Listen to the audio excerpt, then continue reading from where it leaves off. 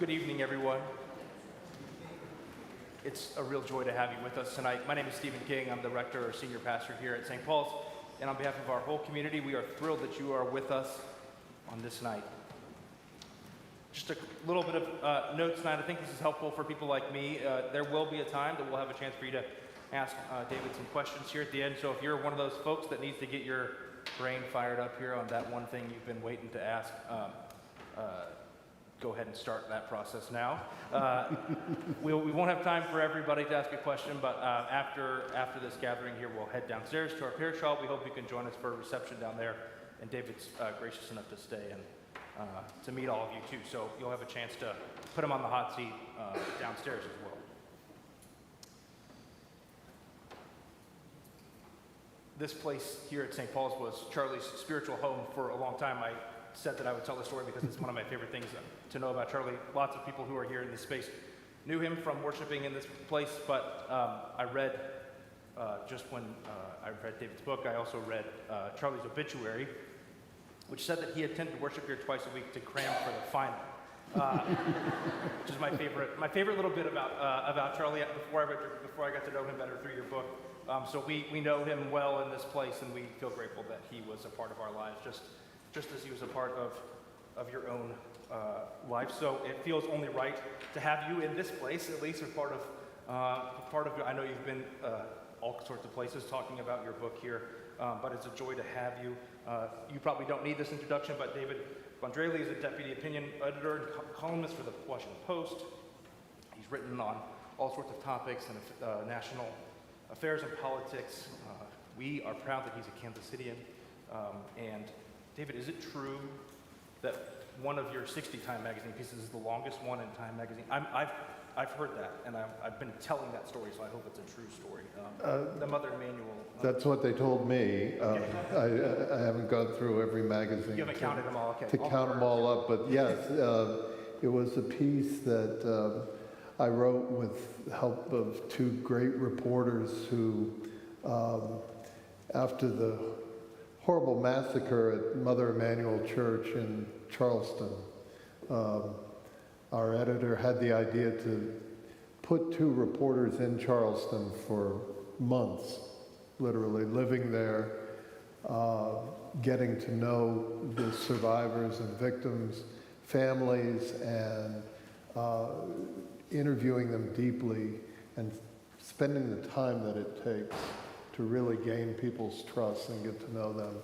And based on their thousands and thousands and thousands of pages of notes, I wrote a piece about what it means to forgive. And that was said to be the longest piece that Time ever published. Forgiveness merits such many words, I think. Before we go, though, would you join me in welcoming David more officially to this place?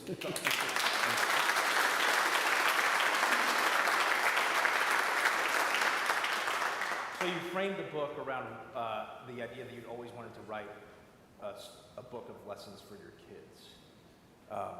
So since I've read the book and done some listening to some other conversations you've been part of, I've found myself sort of reflecting on three kind of ideas that I wanted to talk with you about today before we open it up.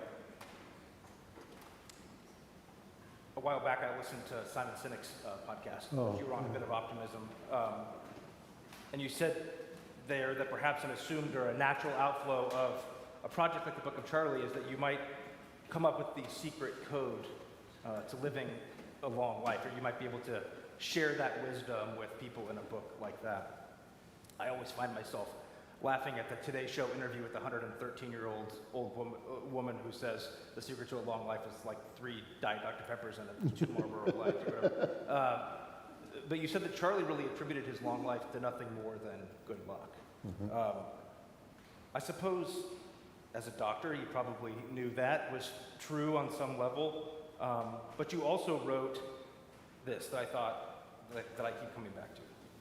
Charlie made an art of living. He understood, as great artists do, that every life is a mixture of comedy and tragedy, joy and sorrow, daring and fear. We choose the tenor of our lives from those clashing notes. even when Charlie's strength was fading, when the golf course had become an obstacle course, when he was like 102 or something like that. When the infirmity of encroaching time could no longer be denied, he chose to turn his wedge into a walking stick to carry it with panache. The phrase, turning his pitching wedge, his golf club into a walking stick, has stuck with me for some time, I think.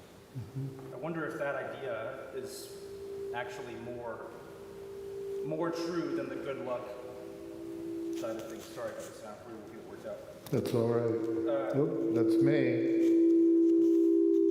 We'll get it, there. Yeah. I wonder if that idea is actually points to some of his own resilience, that maybe good luck was a part of his long life, but some of his own resilience, that something that was used for one thing was actually something he could turn into kind of the way to thrive in the next stage, really. Absolutely. Charlie, I met Charlie when he was 102 and he had just stopped playing golf. You don't think when you meet someone who's 102, no matter how robust they are, that you're starting a long friendship. You can't count on it, that's for sure. But it turned out to be the beginning of a 7-year friendship that really was a friendship. And when I think about lessons for me from Charlie, one of them is if you're hoping to live a long life, you have to continue to make friends forever, because you're going to outlive all your first round. And in Charlie's case, most of his second round of friends. But even past age 100, he was still making new friends, and I was lucky enough to be one of them. Charlie understood that both as a doctor and as a boy whose father was killed in a freak accident when he was 8 years old, he understood that how long we live is not something that we decide.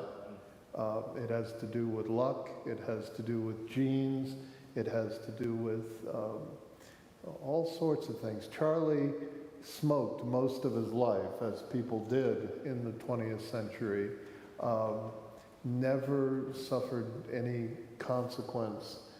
He had a daughter who never smoked, stepdaughter who never smoked a day in her life and died of lung cancer in her 50s. He understood that many of the most important factors in our life are beyond our control. And this is why I discuss him through the lens of Stoicism. In the book. Stoicism has a terrible PR department as a philosophy. We think of Stoics as repressed, unfeeling, aloof. This is completely wrong. The Stoic philosophy, which fits easily into so many worldviews, including Charlie's Christian view, was entirely compatible. It simply teaches us to orient our energies around those things that we can control, which are really only the products of our own will. We don't control the weather. We don't control whether the Royals win or lose. We don't control whether Rashi Rice is going to do something stupid that could, hurt the next Chiefs season. We don't control the fact that the other line in the grocery store always moves faster than the line we're in. And yet, these are things that we give tremendous amount of energy to. Can't influence them at all. Everybody who's raised a teenager knows we don't control other people. Or if you've been married, you know that as well.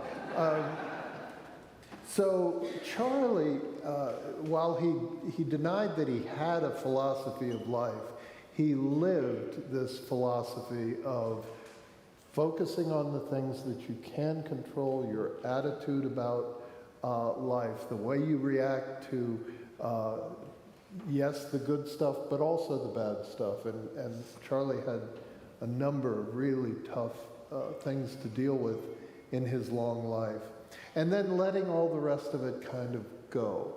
And if you look at the documented medical impacts of stress, there's probably something to that in the longevity department as well.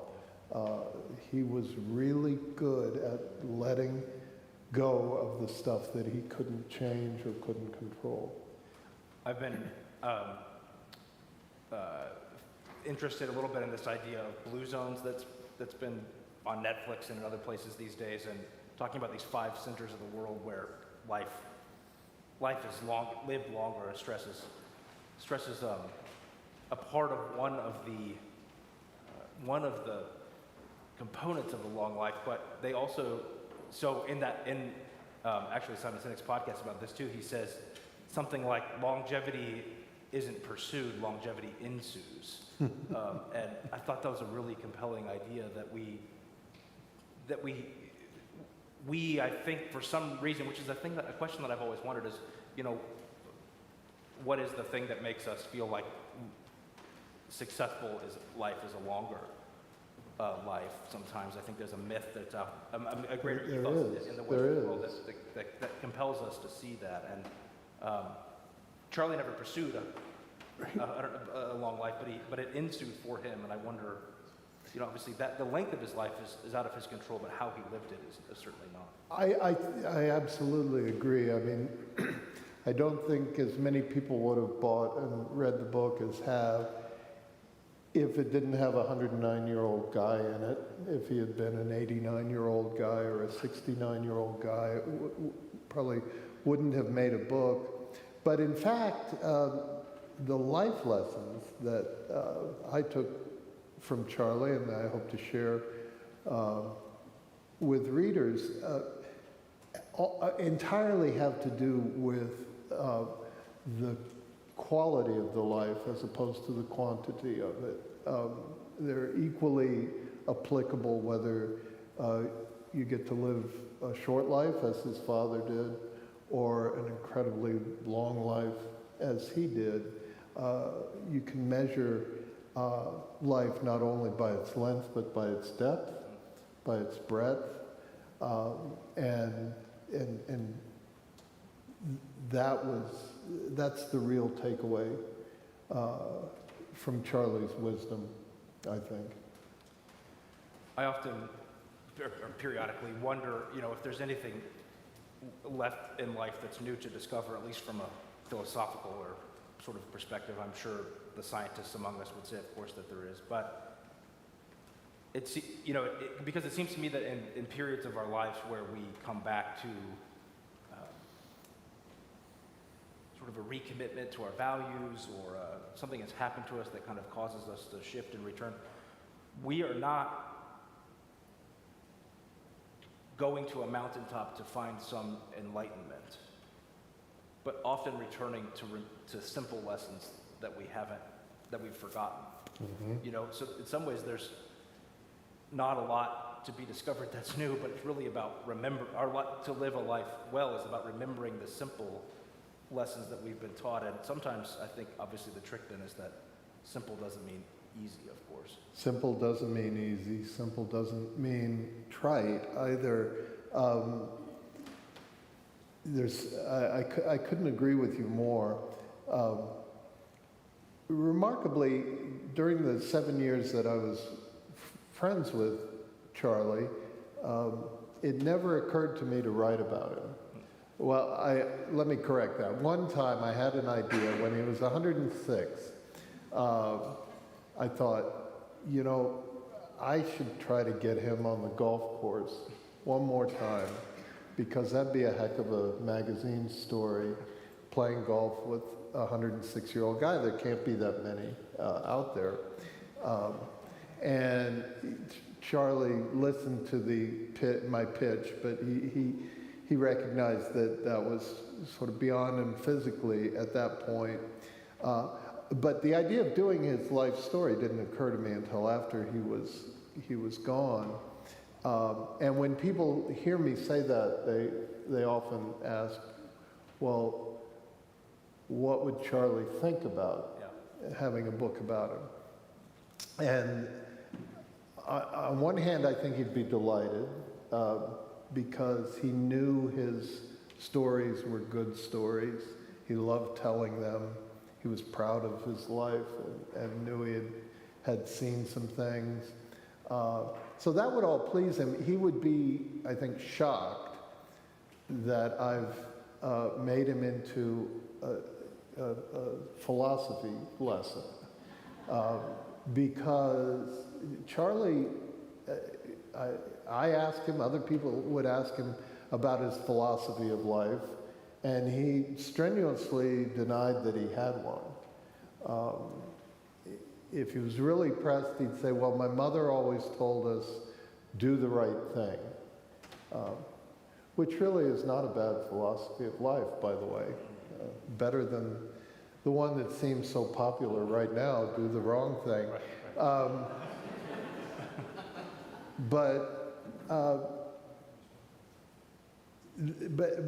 But when he died, his family found in his room at Claridge Court a piece of note paper.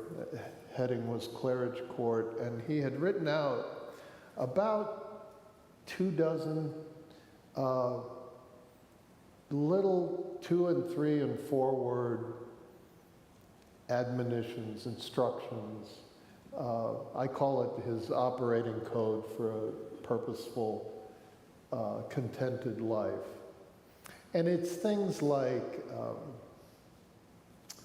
ask forgiveness and forgive,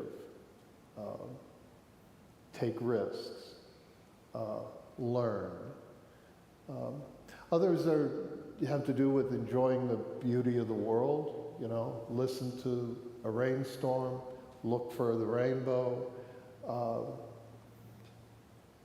be soft sometimes is one. My friend and longtime colleague Bob Woodward, famous journalist, he loves that one, be soft sometimes. I think a lot of presidents would be surprised by that fact that Bob Woodward likes to be soft sometimes. I read through these the first time and I thought, gee, you know, it sounds like, well, in another city I'd say it sounds like a Hallmark card or a series of Hallmark cards, but we're not going to dismiss that here. Sounds like a lot of Facebook memes, you know? Yeah. But then as I thought more deeply about it, you know, these are the secrets. And they're not trite, they're true. That's why they're familiar.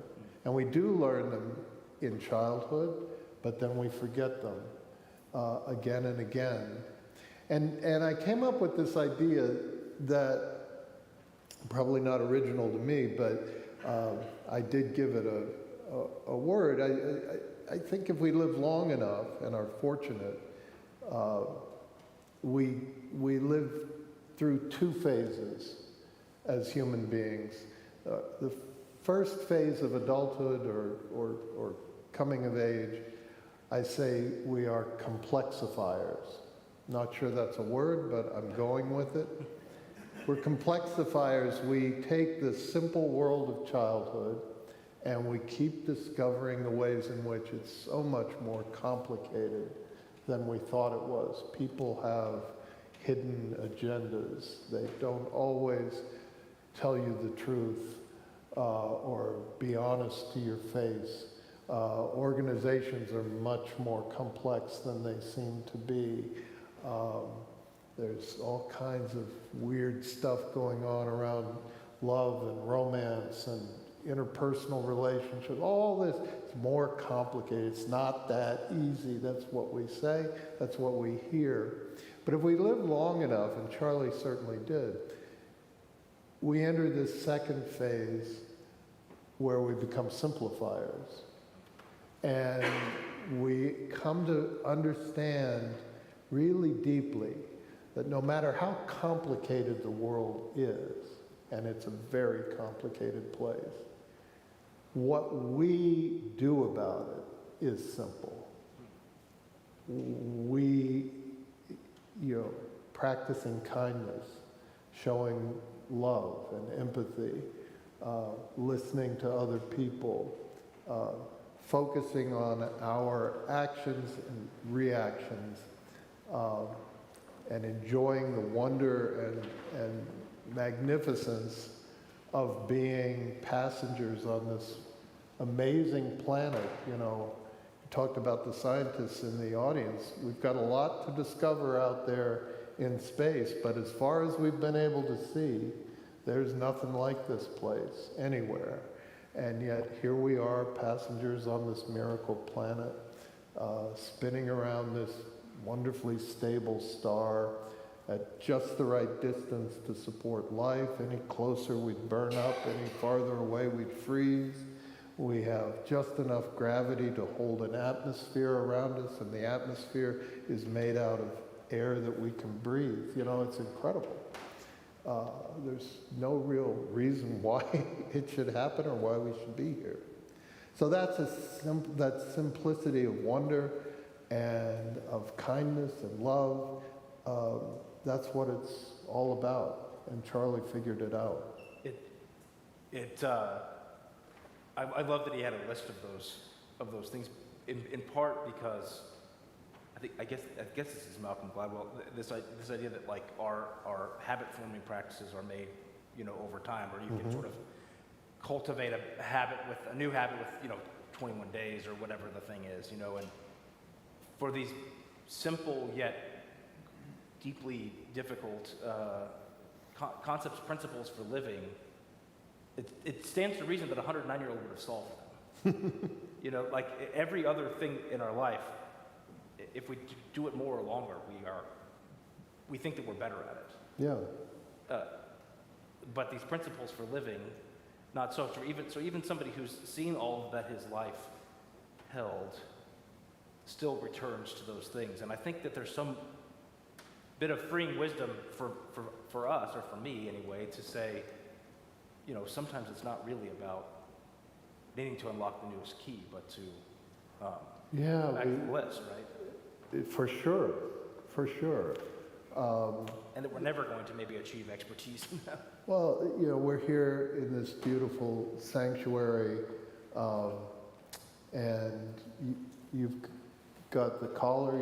You're licensed. I'm an unlicensed practitioner, but there's a beautiful moment in the Gospels where Jesus is challenged to rank order the laws and commandments. Yeah. Talk about complexifying things. Yeah. And he says, no, I'll boil it all down for you. Yeah. Love God and love your neighbor. Yeah. That's a simplifier. Yeah. That's the wisdom, and it's not these lessons. They're not complicated. They're just challenging. Because you opened the door to Jesus, I get to this professional hazardous job here. He also tells a parable that I love, that I talk about all the time, that the parable of the sower, and Jesus starts it by saying, a sower went out to sow. And it always seems to me that my reaction to that is, well, yeah, what else would the sower do?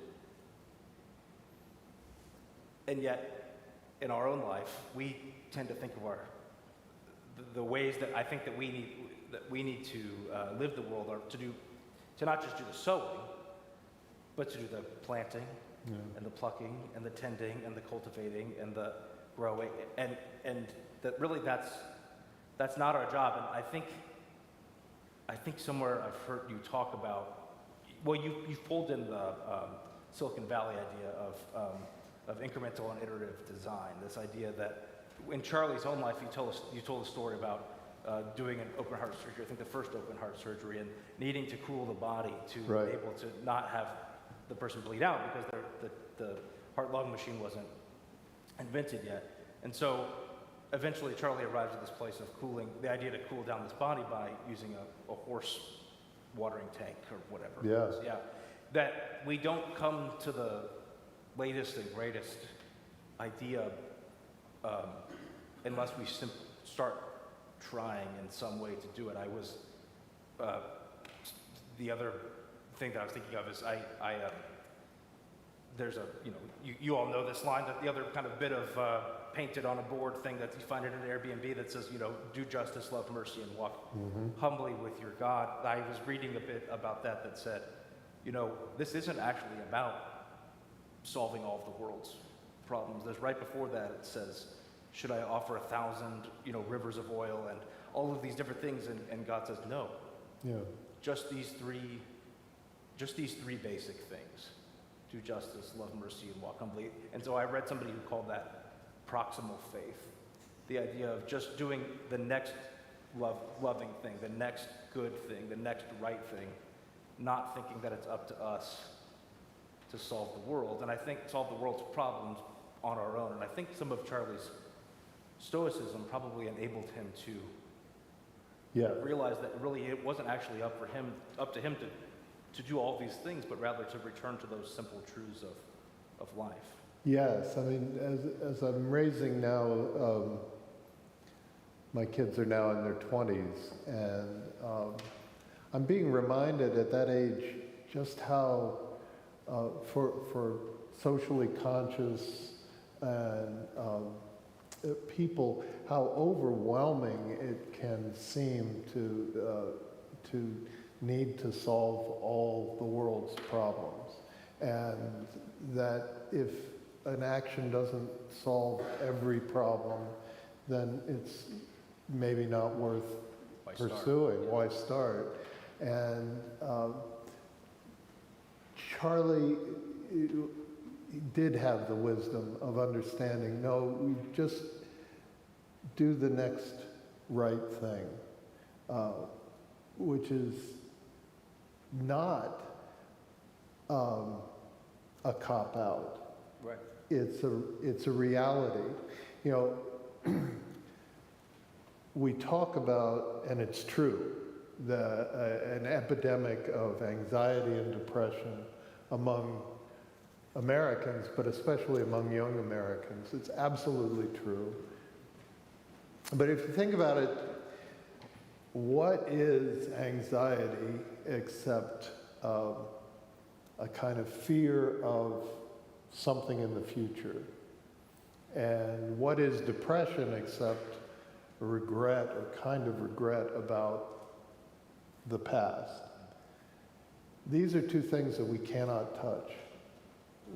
The past is gone, the future is beyond our reach. What we have is the present moment. Emerson has a wonderful line about the wisdom of the person who can actually live in the present moment, because that's all that you can touch. And these present moments that we have are limitless. My great friend and mentor, the late Bob Richardson, wrote his prize-winning biography of Emerson, and in it he says, on a morning exactly like this one, Shakespeare sat down to begin Hamlet. There's no limit to what we can do with our present moments, but we can do nothing about the past, and the future's beyond our control. That's the kind of wisdom that Charlie didn't sit around talking about the way we're doing. He just lived it. Yeah. And that's what I wanted my kids to see. I also wanted them to see, as we walk with Charlie or gallop along behind him through the 20th century, that as much as the world seems to be going to hell in a handbasket right now, it always has been. We're living through great political division right now, but we are not more politically divided than we were in the 1920s as Americans, when the Ku Klux Klan literally controlled state governments all over the Midwest and West. You know, there's not more division about immigration and not more xenophobia now than there was then. You know, we've lived through some bumpy economic times over the past 15 years, but nothing to match the Great Depression that Charlie lived through. We've just come through a global pandemic. You know, Charlie lived through one called the influenza epidemic of 1918, 1919. On and on and on. These challenges that seem insuperable to us now. We've got war and conflict, in so many places, but it's no match for World War II. So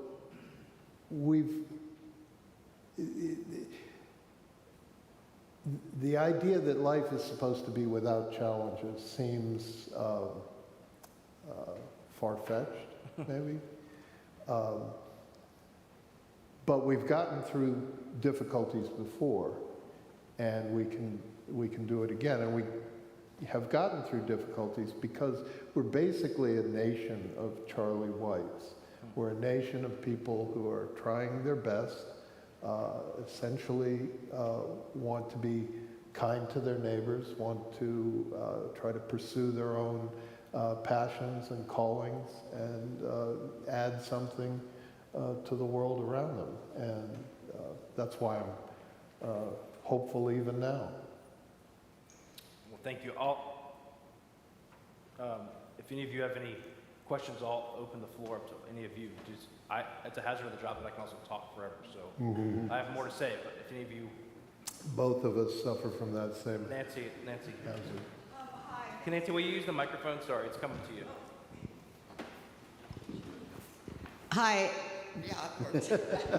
I'm Nancy Day. Thank you for being here. We really appreciate it. I do remember Charlie I was a new Episcopalian then. I remember him coming to church. My question, I guess, we've been talking about some of the hard things in the world, but one of the things Charlie really did was he knew how to have fun. Mm-hmm. Could you talk about that a little bit and how that fit into his philosophy of life? Yeah, Definitely. Charlie was very lighthearted and loved to have a good time. He had a great sense of humor. I think it was right here at the front of the church where he was summoned up by the rector at that time to receive a blessing for his 100th birthday. And it was announced to the congregation that Charlie was turning 100. And he said, Father, I wish you hadn't said that. That's going to make it a lot harder to get a date.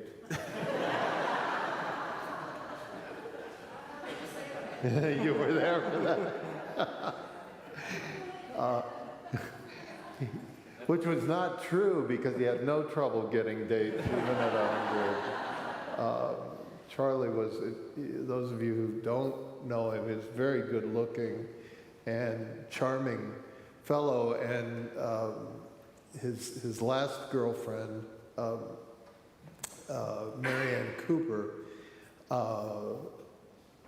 absolute knockout. She was the widow of a doctor that Charlie had practiced with, the surgeon. Charlie was an anesthesiologist. And he started dating Marianne when he was 91. And she was already dating another guy who was 90.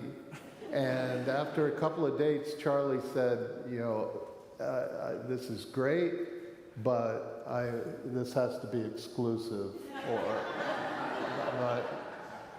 So she dumped the other guy to stay with Charlie. And I love his remark. He was copacetic about it. He said, well, I just got beat out by an older guy. So Charlie, I'll give you an idea of his sense of humor. In the 1950s, he was sent as part of a diplomatic mission to Peru to perform an operation on the president of Peru. He had, his hand was clawed, and President Truman had offered to send his White House doctor down to have a look at the president's hand.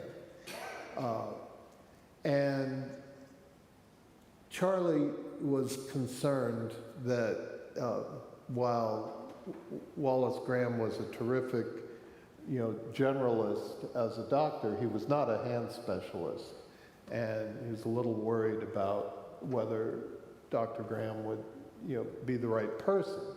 And so he recruited a hand specialist, friend of his, Bill Duncan, to go along on this mission. Now, as it turned out, the surgery was simple, and Dr. Graham performed it and received all sorts of honors and awards from the government of Peru. And then, as a thank you note to these 3 doctors who had come down,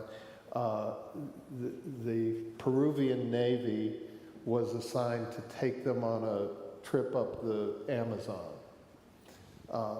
So cruising along in grand style in a Peruvian naval ship up the Amazon went Charlie White and Bill Duncan and Wally Graham. And at a remote village, Charlie and Bill bought a couple of monkeys from a guy who was selling monkeys. And Bill named his monkey Charlie White, and Charlie named his monkey Bill Duncan. And they smuggled, with the help of the crew of their flight home, they smuggled these monkeys into the United States.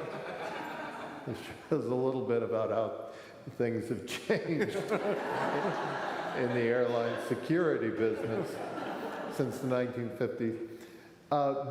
Bill Duncan was married, so his monkey didn't last very long. But Charlie at the time was single, and he kept that monkey for years until it died. He tried to teach it to ride his Irish setter like a horse. He failed at that. But he really enjoyed going for rides in his convertible with the monkey. And he liked to pull up to fruit stands and other places and be like, can I have a banana for my son? That was sort of his sense of humor. His son-in-law was a great surgeon, Jack Moore, the late Jack Moore. Some of you might know him. He had one of his favorite stories about Charlie involved a party at a friend's swimming pool, and Charlie showed up. He'd been to Hawaii and come home with a authentic grass hula skirt. So Charlie was doing a hula on the diving board when he accidentally slipped, fell into the pool, and almost drowned when this skirt got wet and dragged him to the bottom of the pool. They had to jump in and rescue him. That's a very Charlie kind of thing. And this never stopped.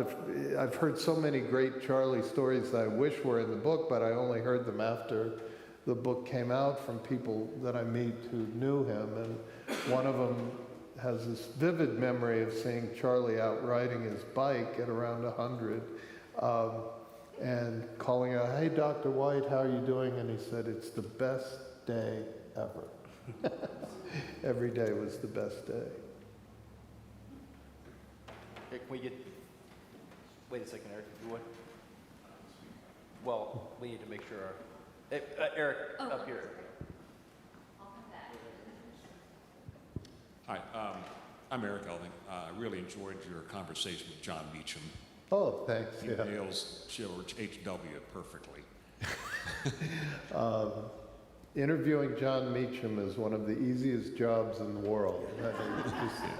But I really appreciated the historical timeline that you work into the book regarding history and also the medical practices, you know, as they were and as they are now. But the other thing I wondered is, did you get a feel for him and how the death of his father at such an early age had an effect on his life and his philosophy?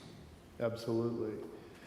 No, I think he was a precocious Stoic. I think, you know, you talk about learning that some things are out of your control. He wakes up one morning as a carefree 8-year-old boy, heads off to 2nd grade, and by lunchtime, his father's gone. It was a sudden freak accident. And overnight, not even overnight, over lunch, his whole world's turned upside down. His mother's now a single mother with no job, no career, 5 kids that need to be supported, and the whole family has to immediately go to work, transforming their home into a boarding house so that they can take in boarders and they can afford to keep the family together. You know, Charlie says the responsibilities of life were put on me at a very early age. Some kids would rebel against that. I think he embraced it. He liked people counting on him. He liked having responsibility. And the beautiful thing about his mother reminds me absolutely zero of me and my wife as parents, but it reminds me a lot of my mom as a parent. You know, there were these moms that used to trust their kids implicitly, and we didn't deserve the trust. We frequently violated it, but made sure she didn't find out about it until maybe years later. But Laura White really encouraged Charlie's sense of responsibility and possibility. There's this great story where after his father's death, he just announces one day that he's going to sleep outside every night for a year, which is a wild thing. But she said, okay. And he did it. You know, he followed through. And all through the freezing winter, all through the sweltering summer, he slept out on the porch. That you see this Stoic in formation, where he doesn't have control of much in his life, but he can control whether he's got the gumption and the determination to see a resolution through. Even though it's a crazy, meaningless resolution, it's the only thing that was in his power at age 9 or 10 when he decided to do it. And at the end of it, you know, he'd accomplished something.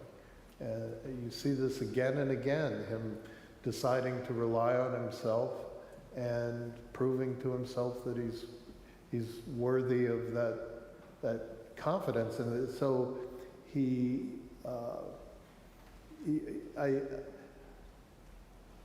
one of the key reasons that I wrote the book is that we're going through, we're entering into a period, we all know it, even though we can't necessarily define it. We're entering into a period of huge change, largely driven by technology, but the world 50 years from now is going to be really different from the world today. And Charlie was a person who had lived through extraordinary change. He was born on a farm when most people, or in a small farming town, when most people got around by horse and buggy. 75 million Americans owned a total of about 8,000 cars. There were no roads to drive the cars on. There was no radio, let alone television. Flight really didn't exist until Charlie's lifetime. The Wright brothers had been to Kitty Hawk a couple of years before he was born, and they'd flown about the distance from here to the end of the church. They picked up their flyer, they'd gone back to Dayton, Ohio, they'd tinkered with it, used what they'd learned incrementally to improve, and a few months after Charlie was born, you have what was really the first, what we think of as human, flight, where Wilbur Wright took off, flew in a big circle 24 miles and landed again right where he wanted to land. That's a flight. Charlie was around for that. And he lived long enough to see people on the International Space Station. There had not a footprint ever at the top of Mount Everest or the North or South Pole when he was born, and he lived to see footprints on the moon and tire tracks on Mars. It's just a phenomenal amount of change. His own business of being a doctor totally revolutionized in the middle of his career. The kind of medicine he practiced as a young man was made completely obsolete by advances during World War II, and he had to adapt to that and and he did. He created a second career as a specialist that was far more lucrative and rewarding than his first career as a bag-carrying house call GP who couldn't cure anything. So you see this from that first seed, that moment as an 8-year-old when his whole world is turned upside down and he figures out how to deal with it. You already have one, John? Yeah, right. John Reedy, thanks again for coming. I appreciate it. Thank you. I heard you speak several years ago when you were at the time working for Time magazine. Mm-hmm. And as I recall that speech, you were talking about how you were kind of the Midwestern ambassador to a group of Easterners, and that you were kind of bringing a feel of the real world maybe to, I don't know, maybe I'm glossing it over. No, message, that was one of my functions, I think. Right. Well, I'm curious about how Midwestern you think Charlie's life was. If he could have lived, or would have been the same guy if he'd been in Delaware, or maybe even in California. That's a great question. Charlie was very much a Midwesterner, never lived anyplace else. He was born in Galesburg, Illinois, and moved to Kansas City when he was 5 years old, and was briefly in Chicago during medical school at Northwestern, and he was briefly in Utah during World War II, his service in the Army Air Corps. Finished out his service in Nebraska, got his training as an anesthesiologist in Rochester, Minnesota at Mayo Clinic. So with the exception of that little brief sojourn in Utah, which I guess we would call the West, he was 100%, he was always here. The Midwest, one of the things that I loved about this book was to get a better sense of the Midwest as a historically urgently important place in the United States, because we kind of have, you know, a chip on our shoulder. One of my friends likes to say if Kansas City was on Lake Superior, we'd call it Lake Pretty Good.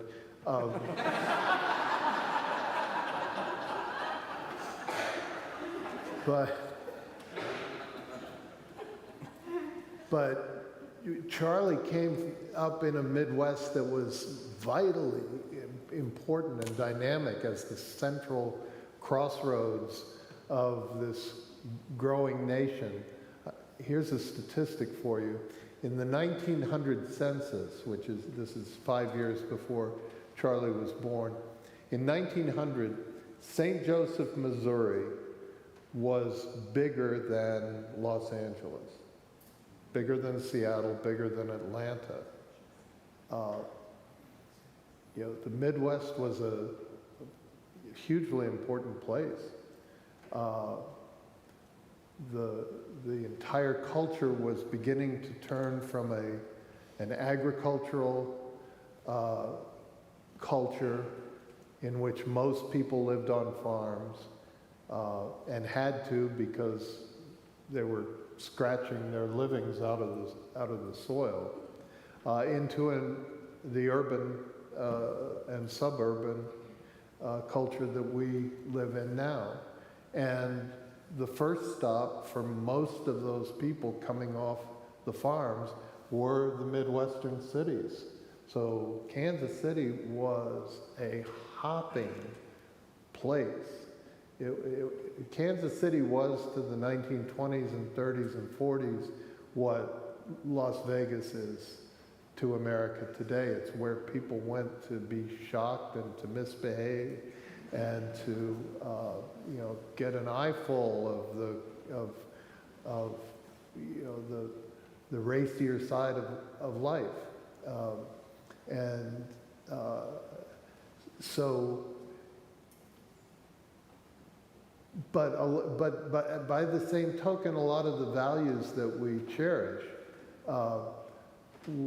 about being Midwesterners were also, you know, very much the case then. You didn't blow your own horn. You took a practical view about life. Charlie was super practical. He, which had some funny, you know, implications as a doctor. I mentioned Jack Moore a little earlier. He told this great story about going on rounds with Charlie when Charlie was the chief medical officer at the old Baptist Hospital, now Research. And they came upon a terrible case of a young man who'd been in had tried to commit suicide by hanging himself. And apparently one of the side effects of this often is that the tongue becomes swollen and then tendency to swallow the tongue and choke. And so this poor guy is in bed swallowing his tongue. The nurses are having to come pull it out. It's happened several times while Jack and Charlie are studying the case. And finally, Charlie sends a nurse for a suture kit. And she comes back and he threads the suture and he puts a couple of stitches through the tongue and then strings the thread down to the foot of the bed and ties it off there. And he says, well, he's not going to swallow his tongue now. You know, that seems like a Midwestern thing to do. You know, we're gonna solve this problem one way or the other. So, I think we maybe have time for one more. I think it's right behind you, sir. There's a microphone right behind you. Would you use that microphone, sir? If I understand, Charlie was a friend of Edgar Snow. Yeah. Edgar Snow, as you know, was a fellow who went to China and interviewed Mao Zedong in 1936, 1937, What can you tell us about Charlie's relationship with Edgar Snow? Westport High School, I think. Yeah, they were classmates at Westport High School, and they bonded over the fact that they were both, they were the two youngest students in their class. They both graduated, they both had been advanced as younger kids and wound up graduating at age 16. And to celebrate their graduation, this was Charlie's favorite story of all his wonderful stories. He and his buddy Edgar Snow and another boy, Bob Long, who was wealthy enough to own a Model T Ford, decided in 1922 that they were going to drive from Kansas City to Los Angeles, the three of them. Now, the one problem there was there were no roads from Kansas City to Los Angeles. There was an organization that thought there should be a paved road across the United States, and they were lobbying for a paved road across the US, but it hadn't been built. And so to build support for this, they were encouraging people just to set off, and they created a guidebook that told you how to drive across the country, and it would say things like, go 5 miles to the hemlock tree and turn left. Then proceed 2 miles down the gravel path to the whitewashed barn and turn right. And I guess you hope that they hadn't painted the barn over the summer. But in this way, these three boys picked their way across Kansas and then into Colorado and over Raton Pass, across the Continental Divide and down into New Mexico, across the Arizona desert where there was no track at all. You were just driving across dodging the sagebrush. And they made their way over several weeks to Los Angeles, where they realized that they'd have to get back somehow. Bob Long, he knew his mom would not let him make this trip, so they had lied to her. Ed and Charlie both knew their moms wouldn't care, but they liked the idea of tricking Mrs. Long. So they played along with this idea that they were just going to go out and work in the Kansas fields and make some money for college, and then they'd be home. But they worked out there a little bit and got some pocket money and set out for LA, planned all along. So Bob sold his car for $5. It was pretty beat up after this trip.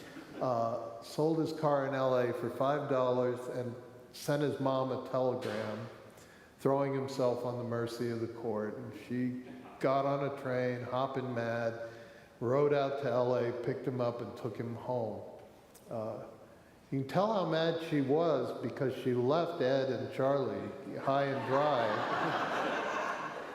Two 16-year-old boys in LA trying to figure out how to get home. And we talk about, these experiences that built his incredible self-confidence. This was one. They hopped trains. We'll just hop trains. Hopping a train, a moving train, is extremely dangerous. And by the way, they decided to do it in the middle of the biggest railroad strike in American history. They didn't know it was on. They found out because the railroad companies had hired security guards everywhere to make sure that the trains wouldn't be sabotaged or attacked in this strike. And so Charlie and Ed were caught again and again and again, hauled off the trains. One time they were almost abandoned in the middle of the Nevada desert, miles from the nearest town. These were some tough railroad detectives. But they're thrown in jail and get out the next morning and jump on another train. They finally made their way home. And Charlie loved that story, and that formed a bond with Ed Snow that lasted the rest of Snow's life. He did not live a long life. He died in the 1970s. But he became, somebody compared my book a little bit to the Woody Allen movie Zelig, because Charlie keeps running into people who wind up being famous. Ed is one of them. He became the most famous foreign correspondent in the world for a while. And it was based on this, what they called the scoop of the century, where he journeyed into the remote reaches of China to hook up with this then young revolutionary Mao Zedong and interview him. His book, Red Star Over China, recounting this adventure, was a huge bestseller. Ultimately, it got him in hot water after World War II during the communist scare or witch hunt or spy trial, however you would characterize the McCarthy era. But because of his work on Mao, he was labeled communist or communist sympathizer. He wound up moving to Europe to live out most of his life, but Charlie visited him in Switzerland. And interestingly, very late in life, he had this kind of side business as the American Edgar Snow expert. And as forgotten as Ed Snow is in many parts of America, he is still remembered in China. And so Chinese delegations of diplomats and visitors would show up at Charlie's house to meet the, friend of Edgar Snow. And Charlie got a big kick out of that, too. So, thank you. Well, I hope you'll be able to join us downstairs in our parish hall to continue this conversation. You can get there by going to the back and down the stairs, back through the room. Plenty of people here can show you the way they're wearing. Some of them are wearing their name tags. I see they might even be friendly to you when they do that, I hope. But first, would you join me in thanking David, not just for,